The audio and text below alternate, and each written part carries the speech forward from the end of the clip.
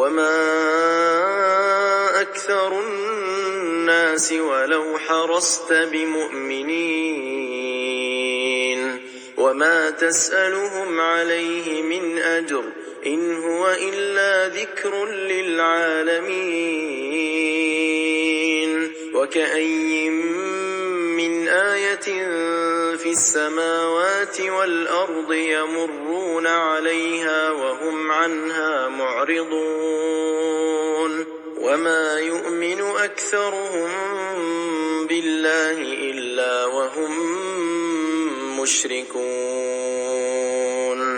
أفأمنوا أن تأتيهم غاشية من عذاب الله أو تأتيهم الساعة بغتة وهم لا يشعرون قل هذه سبيلي أدعو إلى الله على بصيرة أنا ومن اتبعني وسبحان الله وما أنا من المشركين. Et la plupart des gens ne sont pas croyants malgré ton désir ardent.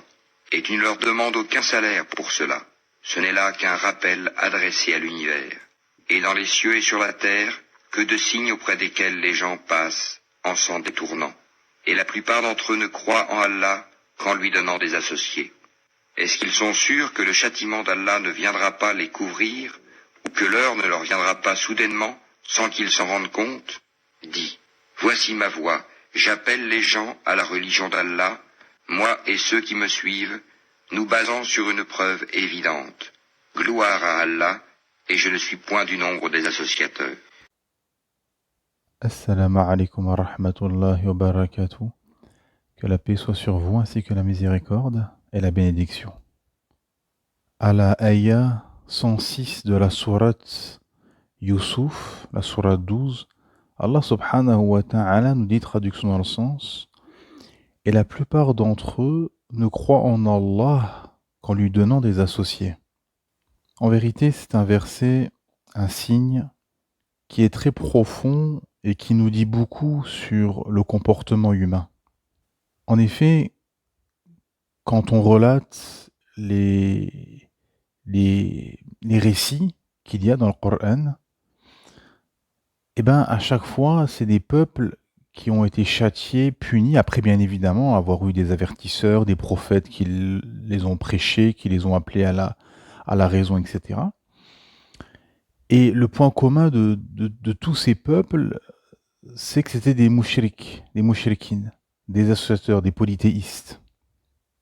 Ils croyaient en Allah, comme le fameux verset où Allah Ta'ala dit, parlant des Qurayshis, si je leur demande qui a créé les cieux et la terre, ils diront Allah. Mais ils associaient Allah subhanahu wa ta'ala. Et bien évidemment, le polythéisme, à l'époque, était, on va dire, beaucoup plus clair et beaucoup plus explicite qu'aujourd'hui. Car les gens exposaient fièrement leurs idoles. Et ils le disaient. Ils disaient qu'ils étaient des païens, des polythéistes, dans le sens où ils avouaient qu'ils donnaient des associés à Allah subhanahu wa ta'ala. Ce qui est terrible et ce qui est l'ultime péché, le plus grand péché, associer Allah subhanahu wa ta'ala, comme Allah Azza wa Jal nous le dit à la fin de la sourate Myriam, la sourate Marie, qui est classée 19e, où à la fin de cette sourate, Allah Azza wa Jal dit, traduction dans le sens, et ils ont dit, le tout miséricordieux s'est attribué un enfant.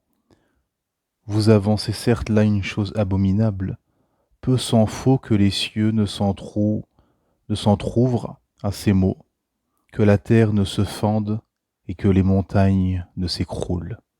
Subhanallah, imaginez-vous. Et donc, tous ces associateurs, que ce soit des polythéistes, qui ont pris des divinités inventées, qui sont représentées par des statues, comme les païens d'Arabie du 7e siècle, comme les statues de Bouddha qu'il y a en Inde, en Chine, etc. Que ce soit les chrétiens qui ont associé Allah subhanahu wa ta'ala avec ce noble prophète qui est Isa alayhi salam, Jésus, paix sur lui, etc. C'est qu'on voit que c'est visible, que c'est clair et que ce sont des dogmes. Parce que derrière, il y a tout un système qui est établi. Hein. Les polythéistes d'Arabie du 7e siècle, lors de l'avènement du dernier messager, le prophète Mohammed sallallahu alayhi wa sallam, ils avaient établi un système de vie, de pensée, de croyance, un système économique avec des codes, des règles, etc. Hein, na'am. Donc ça, c'est une petite introduction pour comprendre les dogmes d'aujourd'hui. Parce que, vous savez, il y a un malentendu qui est propagé dans l'inconscient collectif, qui est que, et ça c'est dû aux sociétés sécuralistes, laïques, etc., où on sait partout, voilà, le système contemporain, les gouvernements, les États contemporains ont fait croire et font croire que le seul dogme, ce qui est dogmatique, le seul dogme, la seule croyance, c'est la religion, comme ils l'appellent en Occident. Parce qu'en islam, le mot religion n'existe pas. Le din ne veut pas dire religion. Religion a été inventée à l'époque des Romains. Bon, le El-Muhim, c'est un autre sujet. Mais comme c'est dit en Occident aujourd'hui, la religion, donc l'islam, les dogmes païens inventés après les prophètes, qu'on appelle judaïsme, christianisme, etc., bouddhisme, compagnie, et ben ça c'est la religion, ça ce sont des dogmes, et tout le reste, toutes les idéologies humaines,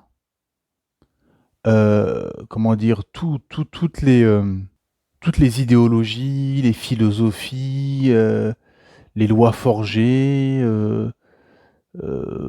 les croyances humaines, etc. Tout ça, non, ce ne sont pas des dogmes, ce n'est pas de la religion,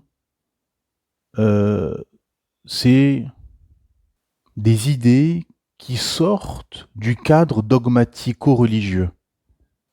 Et c'est là le piège fatal et très dangereux. Pourquoi ? Parce que tous ces États modernes, qu'ils s'appellent république, démocratie, laïcité, tout ce qui a été établi dans les États modernes, dans la plupart des États modernes, surtout en Occident, même au-delà, eh ben, sont comme, je l'ai dit juste avant, les polythéistes ont établi un système de vie, de pensée, de croyance, avec des codes, des règles, un système économique, etc. Et bien là, ces gens-là ont fait pareil. Dans ces sociétés qu'on appelle républiques, démocratiques, laïques, etc., et ben dedans, il y a un système de vie, de pensée, de croyance, avec des règles, avec des codes, etc., établis. Et il y a de la croyance, contrairement à ce que ces gens veulent faire croire. Il y a de la croyance. Ils croient à l'humain, ils croient aux sciences humaines matérialistes, ils croient à leurs lois forgées, etc. Donc c'est la même chose. Et ils ont des divinités, peut-être moins intenses, où ils ne vouent pas un culte comme le faisaient les païens de l'époque, mais ils ont des divinités. On voit le buste de Marianne, par exemple, en France. On voit les 3 lions d'or sur le drapeau de l'Angleterre. Toutes les étoiles sur le drapeau américain. La pyramide qu'on voit sur les billets de banque, sur les dollars américains. Et ils ont également leur temple, le Capitole en Amérique, la Maison Blanche, le Kremlin à Moscou, l'Élysée en France, les assemblées nationales, euh, l'Assemblée européenne, etc. Tous les politiques font allégeance à la République et déclarent servir la République. Les armées de ces États combattent pour le drapeau et acceptent de mourir pour le drapeau, pour ces États-nations, ce qui nous amène aussi au nationalisme, qui touche malheureusement beaucoup de gens qui s'affilient à l'islam. Pareil, c'est une sorte d'idolâtrie. Beaucoup ont dans leur cœur, ont mis dans leur cœur au-dessus de tout et au-dessus de l'islam, leur État-nation. Ce sont des gens qui, ils vous disent, nous croyons en Allah, mais en fait, leur logiciel, ce qui occupe leur esprit, et sur ce sur quoi ils s'allient, ils se désavouent, c'est sur leur État-nation. Hein. Beaucoup sont plus proches de gens qui seraient athées, par exemple, mais qui seraient de leur tribu, de leur État-nation, ils seraient plus proches d'eux, ils se sentent plus proches d'eux que de gens qui s'affilient à l'islam, de musulmans comme eux, mais d'un autre État-nation. Comprenez la dangerosité. Donc en fait, ce sont des gens qui ont dans leur cœur, en tout cas qu'ils disent qu'ils ont dans leur cœur l'islam, la croyance en Allah subhanahu wa ta'ala, etc. Mais dans leur cœur, il y a leur État-nation. Et qui, pour beaucoup, prend le dessus sur tout le reste. Ils pensent État-nation, ils vivent État-nation, ils arborent le drapeau de leur État-nation partout. Ils, presque, l'expression, ils jurent que par leur État-nation, etc. C'est-à-dire que c'est toute leur vie, en fait. Alors que le musulman, non. Il pense islam, il vit islam, il mange islam, il réfléchit avec le paradigme islamique, etc. Et donc, effectivement, tout ceci sont des dogmes. Le nationalisme est un dogme. C'est une religion qui ne dit pas son nom. La laïcité, on avait fait une intervention il y a plusieurs mois sur la laïcité.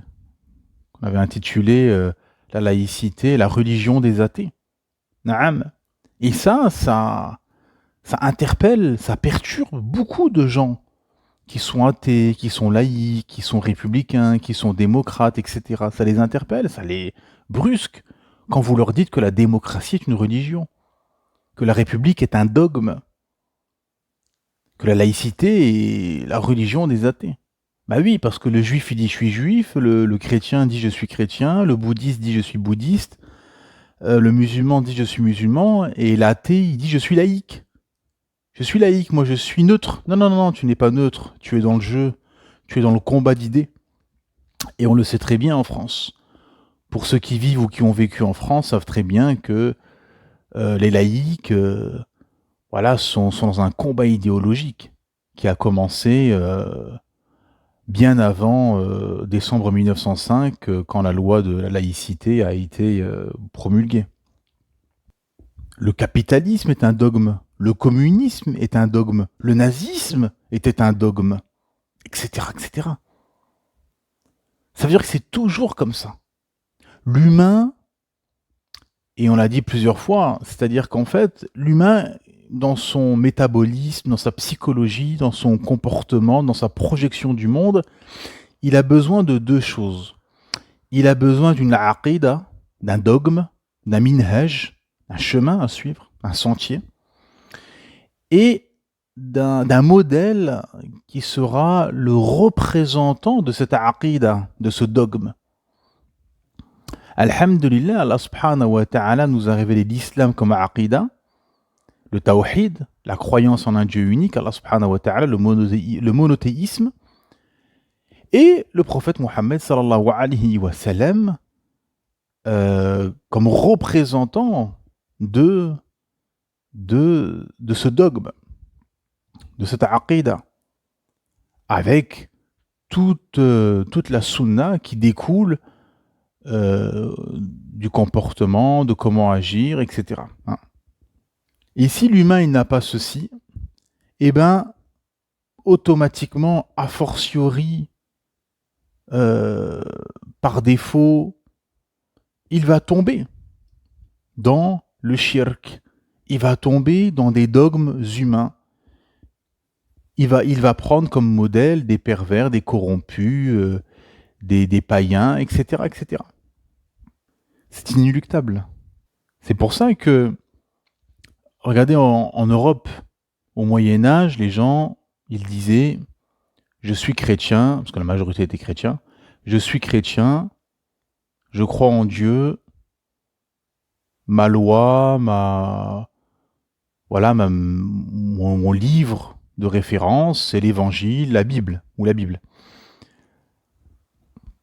Aujourd'hui, les Occidentaux modernes vous disent « Je suis démocrate, je suis républicain, je suis laïque, je suis communiste, je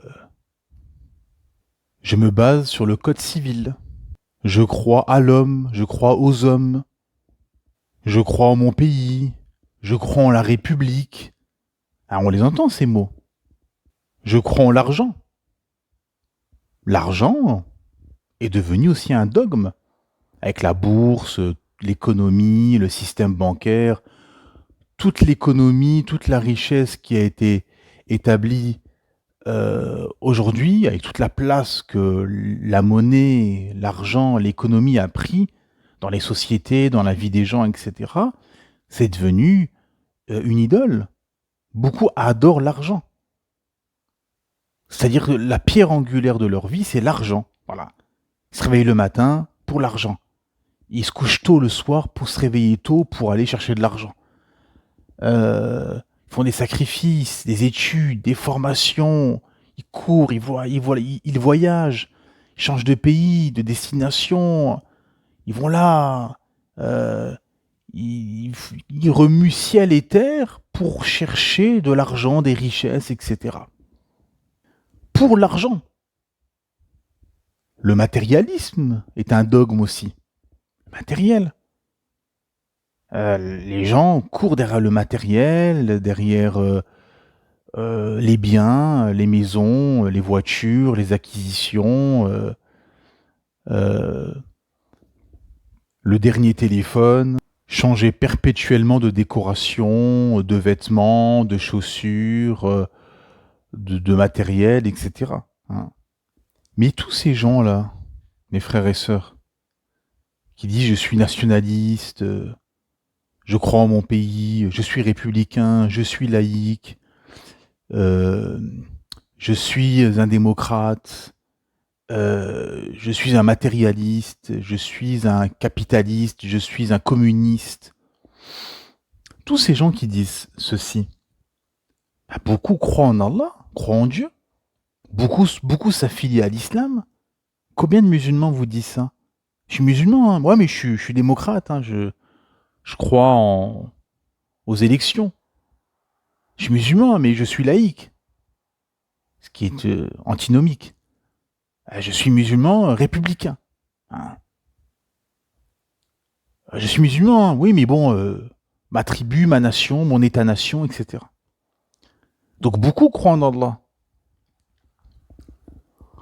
Ou même des gens qui ne sont pas musulmans croient en Dieu. Se disent je suis républicain, je suis laïque, je suis démocrate, je suis communiste, je crois aux lois de mon pays, je crois en mon pays, en mon état-nation, etc. Et il te dit je crois en Dieu. Et la plupart d'entre eux ne croient en Allah qu'en lui donnant des associés. Subhanallah. Et quand tu viens justement avec l'inverse du shirk, l'inverse de l'association, qui est le tawhid, le monothéisme, l'unification divine, eh ben, qu'est-ce qui se passe? Ben, on le sait, qu'est-ce qui se passe. Allah Ta'ala nous relate ça dans le Coran. Sidna Ibrahim alayhi salam, le prophète Abraham qui a été combattu, on a jeté dans le feu. Alhamdulillah, ce feu est devenu une fraîcheur salutaire. Le prophète Mohammed sallallahu alayhi wa sallam, combattu, moqué, des rumeurs, contraint à l'exil. Sidna Moussa alayhi salam, qui s'est énervé quand il est revenu avec les tablettes de la loi et qu'il a vu son peuple vénérer le veau d'or. L'iyadu billah. Bah oui, ben pourquoi? Pourquoi les Bani Israël, ils ont pris un veau d'or? Parce qu'ils ont vu et ils ont cru que Pharaon, avait la puissance via les idoles. Donc ils se sont dit, ben on va faire pareil. On va aussi avoir une idole, une représentation divine, l'iyadu billah, une idole quoi, pour faire comme les autres. Shuaib, Salih, etc. Que la paix soit sur eux. Tous les prophètes, quand ils rentraient dans une cité et qu'ils apportaient le monothéisme, ah bah, tous ces porteurs de lumière ont été combattus, chassés, contraints à l'exil, menacés de mort, certains ont été tués. Pourquoi? Et c'est là où on arrive au cœur d'une problématique dont beaucoup ne comprennent pas. C'est pourquoi l'islam est combattu en Occident. Parce que justement, comme on l'a dit tout à l'heure, c'est que en plus de ces croyances, en plus de tous ces dogmes, eh ben, il y a tout un système de pensée, de croyances économiques, avec des codes, des règles, des valeurs, etc., qui ont été instaurés dans ces sociétés, dans ces systèmes. Et l'islam, comme tous ces porteurs de lumière, tous ces prophètes qui ont apporté le tawhid, eh ben, a justement tout un système de vie, de pensée, de croyances économiques, etc. L'islam gère tout. Gère la famille, les mariages, le divorce, l'économie, la jurisprudence, etc., etc. Donc, parce que c'est toujours pareil, si un prophète il rentre dans une cité et qu'il dit juste croyez en Allah, ou qu'il dit faites juste quelques actes cultuels, bon, ça n'aura pas été combattu à ce point ou autant. Mais ils viennent avec une législation, avec une charia. Ah. Et c'est là où on touche au fond d'une grosse problématique qui touche beaucoup de musulmans aujourd'hui. C'est-à-dire que, on va pas se mentir, combien de gens qui se disent musulmans, qui s'affilient à l'islam, etc., même parfois qui prient, combien veulent la sharia d'Allah subhanahu wa ta'ala? Combien? Vous le savez, autour de vous, parmi vos proches, vos connaissances, etc., etc. Peu. Parce que les gens sont noyés dans les passions, dans les plaisirs, sont pollués par la modernité, par les nouveaux codes, etc. Beaucoup ont des petites passions, des petites tentations qui les occupent, et ils ne veulent pas s'en séparer complètement. Ah oui, parce que l'islam, c'est pas seulement je crois en Allah, je fais le ramadan et la baisse. Non. L'islam, c'est tout un système de vie, de pensée, de croyance, un logiciel. Il y a tout un paradigme. Et c'est ça le problème de beaucoup aujourd'hui, c'est que beaucoup, en fait, sont pollués par les idées, les philosophies occidentales, par le féminisme, le nationalisme, par des dogmes, finalement, inventés par les hommes, beaucoup sont pollués. Comme je disais il y a quelques minutes, beaucoup vous disent: «Je suis musulman et laïque, je suis musulman et républicain, je suis musulman et démocrate». Donc tu te dis musulman, c'est-à-dire être musulman, c'est soumis au Créateur, Allah subhanahu wa ta'ala, et en même temps, tu te soumets à des dogmes humains. Tu acceptes des dogmes humains. Tu fais allégeance à la République. Tu fais allégeance à la démocratie. Tu fais allégeance à la laïcité. Donc tous ces dogmes finalement antinomiques à l'islam. Antinomiques. Parce que la aqidah, la croyance, c'est de croire en Allah sans rien lui associer. Ce n'est pas la République. La loi, c'est pas Demos Kratos. C'est pas le peuple qui a le pouvoir, c'est Allah subhanahu wa ta'ala. C'est Allah ta'ala qui décide, qui nous dit qu'est-ce qu'on a le droit de faire ou pas faire, qu'est-ce qui est halal, qu'est-ce qui est haram. Et la laïcité est du kufr, parce que c'est la religion qui doit tout gérer. Et elle ne doit pas être contrainte et assignée à résidence. Comme ce qu'ont propagé et ce qu'ont voulu et ce qu'ont réussi à faire avec les chrétiens, ce qu'ont fait les laïcs avec les chrétiens. Donc c'est ça le fond, c'est-à-dire que, et les ennemis de l'islam le savent très bien, que l'islam, ce n'est pas une spiritualité sans loi, sans interdit, sans obligation, etc. Non. Tout un système de vie, de pensée, de croyance, un système économique, etc.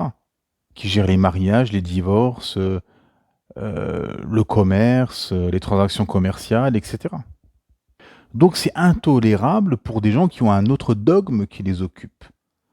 C'était intolérable pour Pharaon, c'était intolérable pour les Koréchites, c'était intolérable pour les gens de Sodome et Gomorre, c'était intolérable pour les pharisiens, les marchands du temple, c'était intolérable pour les adorateurs du veau d'or.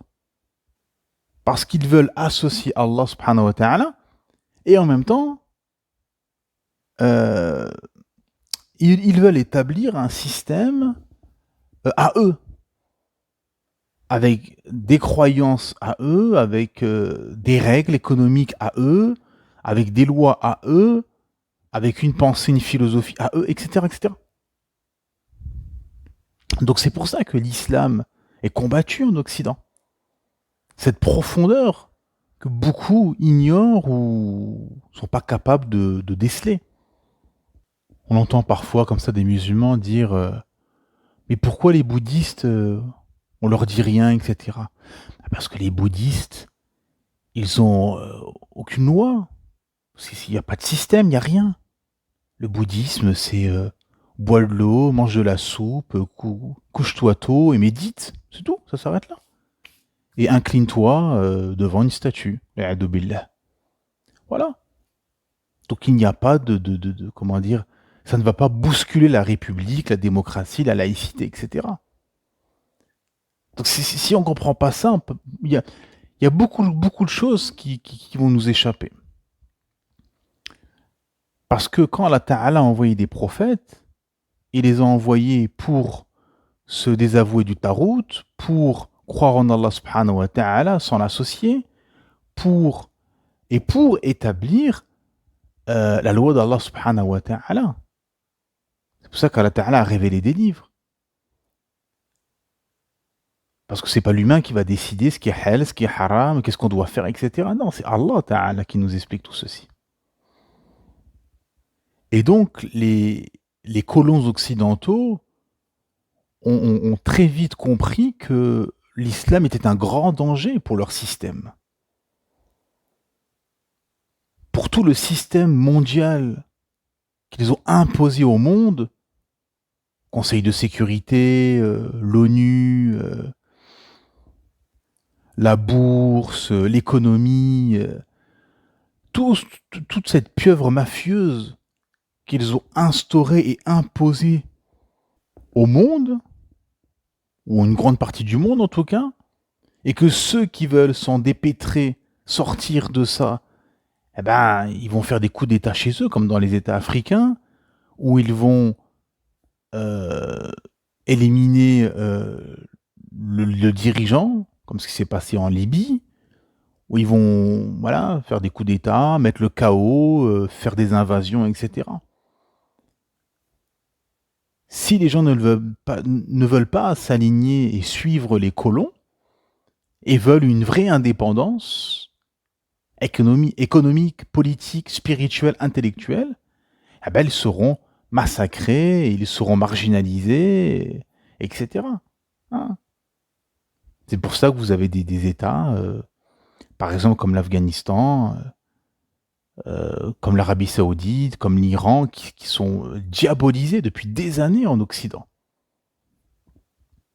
Même si tout n'est pas parfait, bien évidemment, mais le fond, c'est que ils voient dans ces États et dans d'autres États un système qui est aux antipodes. Même si dans l'échiquier mondial, euh, il n'y a plus la grandeur d'antan quand on avait un empire musulman, malgré tout, à l'intérieur, ils voient que c'est pas comme chez eux. Ah, pourquoi les femmes doivent se voiler? Pourquoi ceci? Pourquoi cela? Pourquoi c'est obligé? La lapidation et la peine de mort, etc., etc. Ça les dérange. C'est-à-dire qu'en fait, ils acceptent des cultures ou des traditions locales, voilà, qui n'interfèrent pas dans le politique, dans la jurisprudence, dans l'économie, dans les lois. Bon.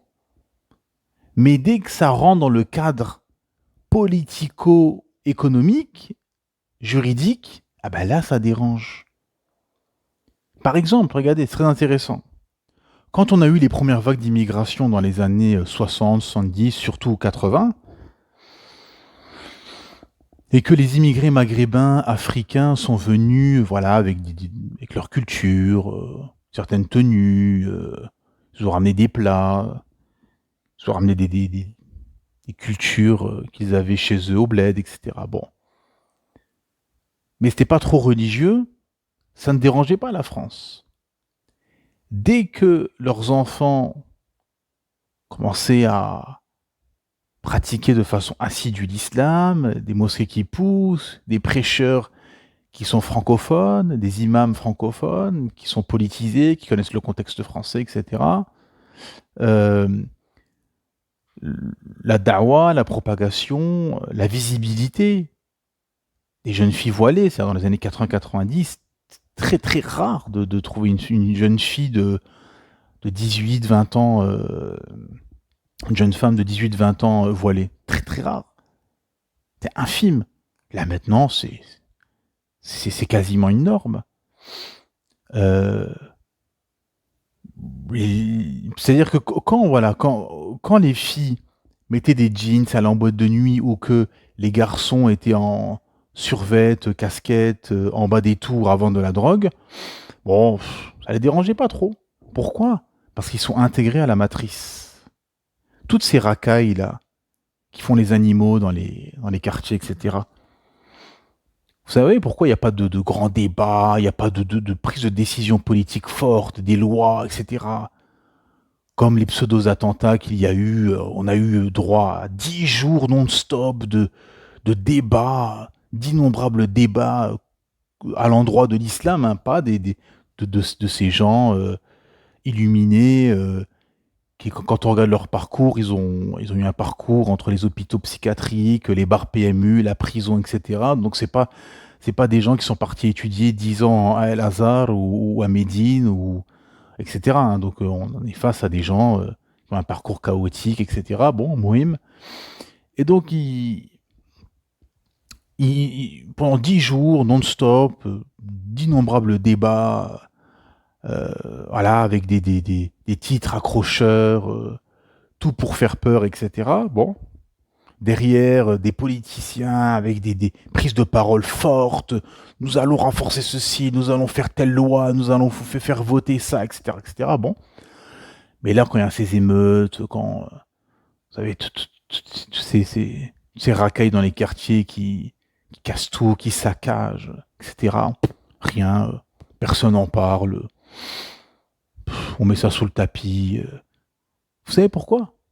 Parce qu'ils sont intégrés à la matrice. Ils sont dans le système. Et ça, des dogmes humains le savent très bien.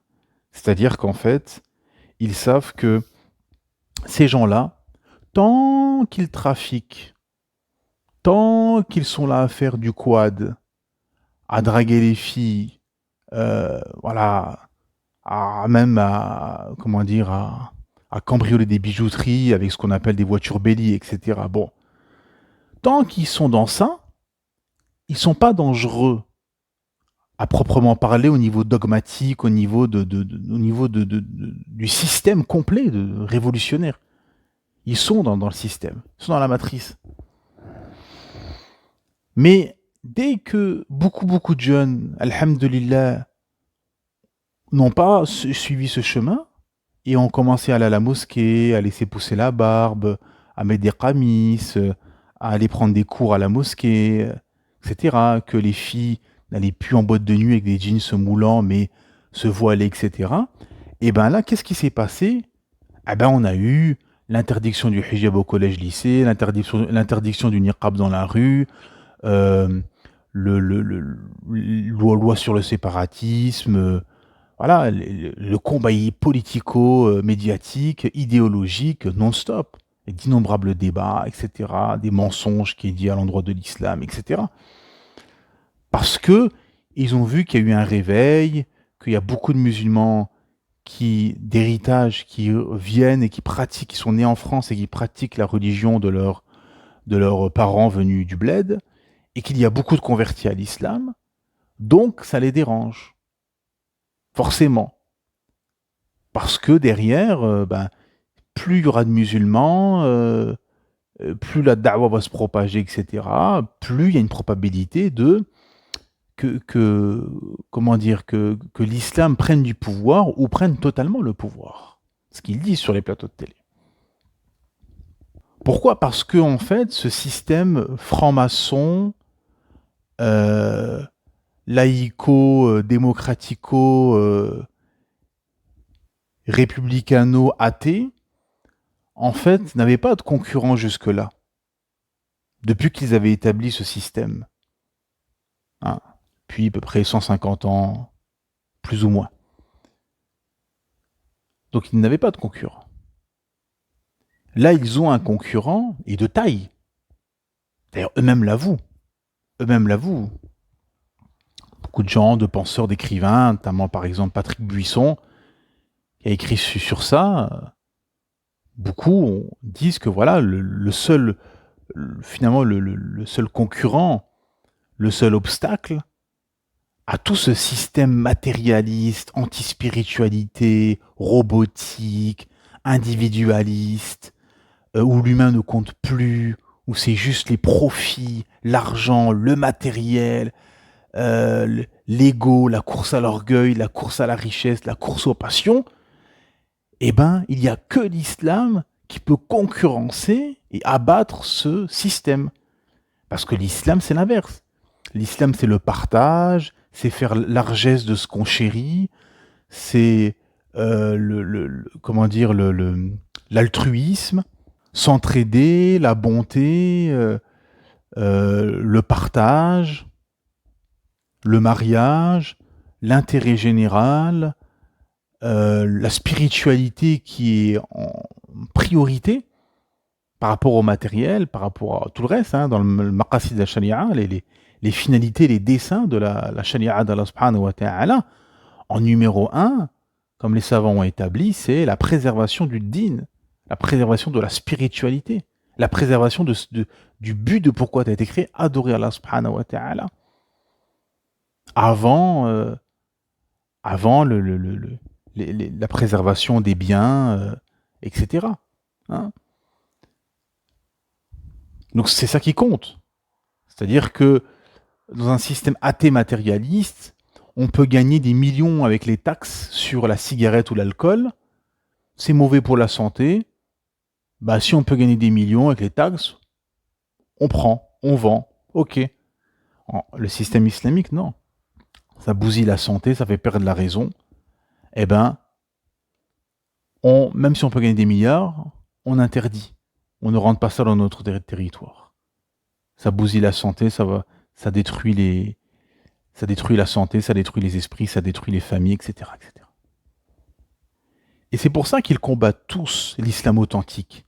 Les tribalistes, les nationalistes, les laïcs, les démocrates, les républicains, les communistes, les gauchistes, les capitalistes, les adorateurs de l'argent, les adorateurs du veau d'or, les adorateurs du Mashiach, de Masih ad-Dajjal, etc. Tous ils se lient pour combattre l'islam et les musulmans parce qu'ils savent très bien au fond d'eux que c'est la vérité et ils savent très bien que, euh, comment dire, c'est un anéantissement de leur idéologie, de leur philosophie, de leur dogme. C'est-à-dire en face, en fait, l'islam dévoile les hypocrites et l'islam dévoile les systèmes hypocrites, les systèmes païens, les systèmes inventés et forgés par les hommes. Pharaon savait très bien que tout son système, tout le système que sa dynastie avait établi, eh ben, était en danger par rapport à ce que rapportait Sidna Moussa alayhi salam. Donc il l'a combattu. Parce qu'en plus, il s'est érigé en divinité. Et c'est pour ça que tous les païens ont combattu les prophètes. Notamment. Parce que le fond, c'est la loi. La loi, les gens veulent contrôler les autres gens. Les gens veulent contrôler les sociétés. Et comment on contrôle une société? C'est via la loi et l'économie. Quand tu as la loi et l'économie, tu contrôles une société. Et l'islam gère la loi et gère l'économie. Donc il est là comment dire, l'impact. Voilà. Le point d'impact, il est là. Le point d'impact, il est quand on arrive à la loi, quand on arrive à la jurisprudence, quand on arrive à qui va décider ce qui est halal et ce qui est haram dans la société, qu'est-ce qui est bien, qu'est-ce qui est mal, l'économie, les transactions commerciales, les tribunaux, etc. Il est là le point d'impact. Les gens veulent bien croire en un Dieu créateur. Pas de problème. Regardez tous les patriotes français. Oui, la France, terre chrétienne, etc. Mais personne ne veut que l'Église dirige la France. Tous ces gens-là sont des imposteurs. La France, terre chrétienne, etc. Nous sommes un pays chrétien, mais personne ne veut que l'Église prenne le pouvoir. Quand vous leur dites, vous les poussez dans leur retranchement. Mais dans ce cas-là, c'est une terre chrétienne, ben, on retourne à l'Église qui gère la société, qui établit ce qui est bien, ce qui est mal, le licite et l'illicite, etc. Ah non, non, non, non, ça c'est nous, hein. Voilà. Ils veulent des grandes cathédrales, des églises, qui sont devenus des musées, on visite, voilà, etc. Mais euh, pour ce qui est des lois, non, non, ça c'est nous qui allons établir ceci. Bah oui, parce que la République démocratique laïque française est toute une mosaïque de dogmes, en fait. Il y a plusieurs dogmes dans cette société. Le dogme laïque, le dogme républicain, le dogme démocratique, le dogme nationaliste, le dogme capitaliste, etc. Pour les Chinois, leur dogme, c'est le communisme. C'est pas un pays athée, c'est le communisme, c'est une croyance avec des règles, avec des codes, et qui ont établi tout un système de vie, de pensée, de croyances économiques, etc. Wall Street, la bourse, c'est un temple où on adore l'argent, l'économie, etc. Les stades de foot sont des temples où on adule des êtres humains qui, pour beaucoup, les prennent comme des modèles et comme des idoles. Et on peut continuer comme ça, c'est partout. On est entouré de dogmes, d'idoles, d'idolâtres, de gens qui veulent bien croire en Allah, croire en Dieu, etc., mais qui ont dans leur cœur autre chose qui les occupe. Un autre dogme, une autre croyance, une autre idole dans leur cœur. C'est pour ça que quand vous cheminez, sincèrement, que vous déconstruisez tout ce qui vous a accompagné, tout ce qui a bâti votre esprit, etc., que vous cheminez vers Allah subhanahu wa ta'ala et que vous vous détachez de tout ceci, vous voyez qu'au bout d'un moment, vous n'avez plus l'amour d'un État-nation, vous n'avez plus l'amour d'un sport, vous n'avez plus l'amour de ceci, de ça. Pourquoi? Parce que, alhamdulillah, le tawhid, il est rentré dans votre cœur. Ce qui compte, c'est Allah subhanahu wa ta'ala. Toute votre vie, c'est Allah subhanahu wa ta'ala. Voilà. Vous êtes un monothéiste ou une monothéiste. Et tout le reste paraît futile, ou vous n'attachez pas de grande importance, qui ne pénètre pas votre cœur.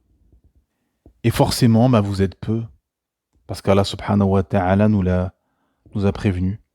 Et la plupart d'entre eux ne croient en Allah qu'en lui donnant des associés.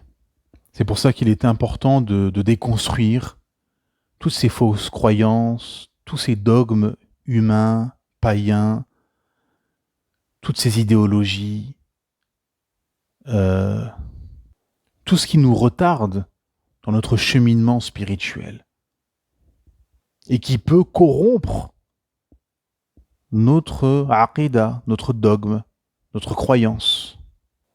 Désavouez-vous de tous ces dogmes païens inventés par les hommes, forgés par les hommes,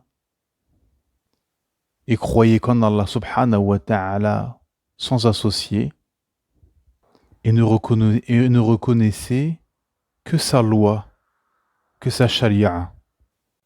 Qu'Allah subhanahu wa ta'ala nous maintienne sur son sentier lumineux, qu'Allah subhanahu wa ta'ala nous fasse mourir monothéistes sans rien lui associer.